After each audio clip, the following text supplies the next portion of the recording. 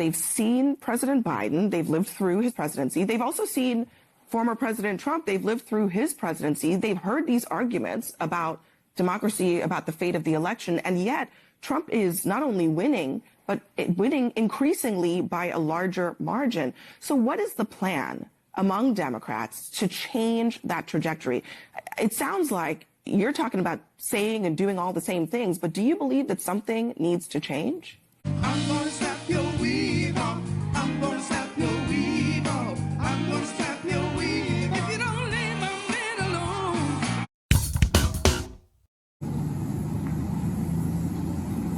Hey, Susan, hey, how you doing?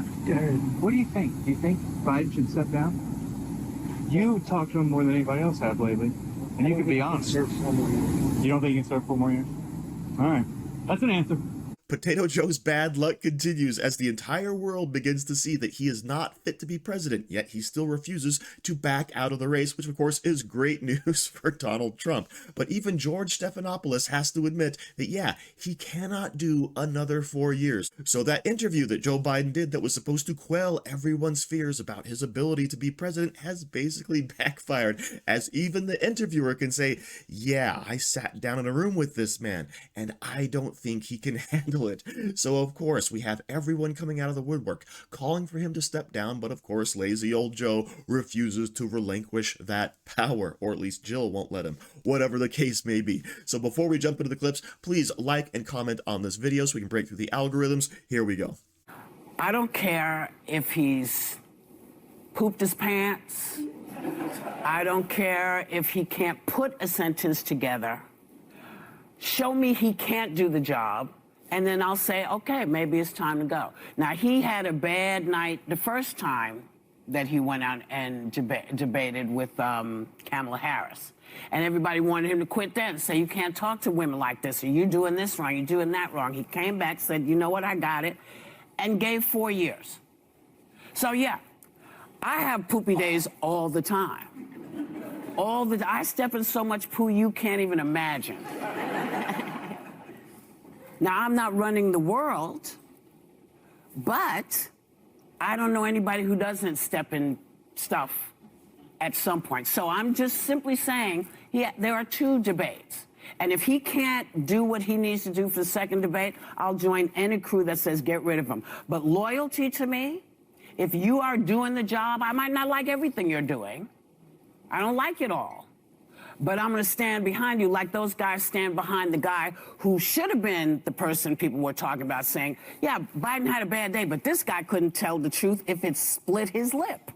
So yes, Whoopi Goldberg has apparently joined the blue no matter who crowd. She doesn't care if Joe Biden is sitting there crapping his pants on the world stage or the Vatican, right? As long as he's the president instead of the horrible, terrible, awful Donald Trump, that's all she really cares about. She doesn't care if he can put a sentence together, you know, to talk to world leaders, to get his ideas and his points across. She doesn't care if he's a puppet on the strings, as long as Donald Trump is not the president. That's all she cares about. So check that box, Whoopi Goldberg.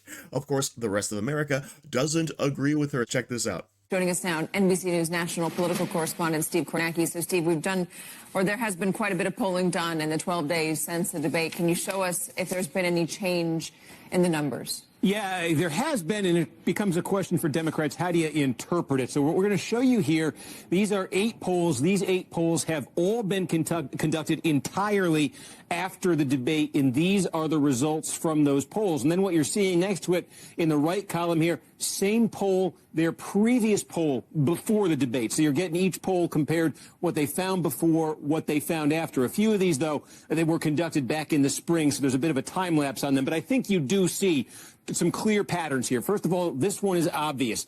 Every poll since the debate has either had Donald Trump ahead of Joe Biden or a tie in one case. And most of these polls have shown some kind of a movement from toward Trump and away from Biden. Trump by 1 to Trump by 2, Biden by 2 to Trump by 2. Not all of them, but you see a pretty clear pattern. So I think what you see here is a Trump lead here. If you average these all together, His lead on average, Trump's is 3.4 points in the post-debate polling. In movement from the previous polls, about 2 points, about a point and a half, 2 points of movement toward Trump since the debate. It becomes a question for Democrats. How do you interpret that? I mean, some Democrats might make the case. You hear them making the case that, look, you know, this is still close. The bottom hasn't fallen out. It's not like Biden's lost 10 points, 20 points, something clear, something definitive. Democrats could say, hey, this is something that can be recovered from. On the flip side, other Democrats, I think your previous guest just was making this point, would look at this and say the bottom line, Joe Biden does not lead in a single one of these polls.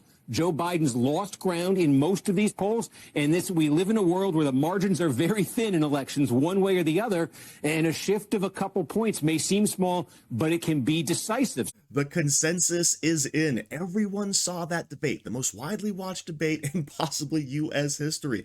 And what are we seeing in the aftermath? Donald Trump is gaining ground. Joe Biden is not leading him in any of these polls. Now, of course, things could change, but right now, Donald Trump is sitting pretty because everyone sees how weak Joe Biden is. I mean, this is truly astounding. Now, notice here the pollster says, you know, it's not like Joe Biden's down by 10.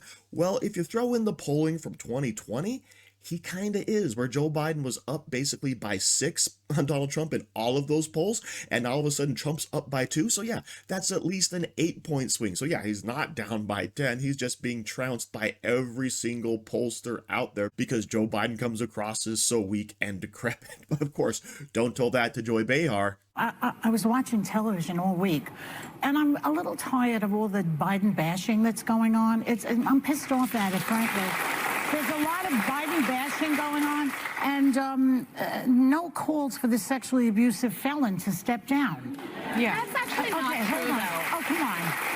I don't see anybody in the right wing telling Trump, I've been doing it for 4 years. I testified against him. The fact that the public decided not to agree with it, I can't help, but there are so many people who've said he's unfit. What Republican is asking that he step down? Tell me. There's a bunch of disenfranchised Republicans. You guys are segueing right into and wait, I'm not finished.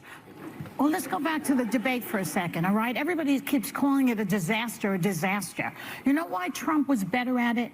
Because he lies. He practiced his lies for 2 or 3 years already. That guy, all he did was spew lies that we've heard over and over and over again. When you're telling the truth, like Biden was trying so hard to tell the truth, it doesn't come as easily. It's so easy to just rehearse and practice your lies and then spew them in a debate the way he did. That was what was going on there. I'm sticking with Biden at the moment because I feel that he's our best choice, and who wants to vote for Trump? Even his wife can't stand him at this point. Listen to Joy there. Donald Trump did better because he lied more. Joe Biden was just trying to tell the truth, but he couldn't get the words out of his mouth. What in the world did Joe Biden say that was true, right? The economy is booming. The world stage is safe, right? Men or women. What in the world is Joe Biden trying to tout up there on the stage? The border is secure. Everything is Donald Trump's fault. Those are the truths that Joe Biden is trying to get across to the American people, apparently. But guess what, Joy?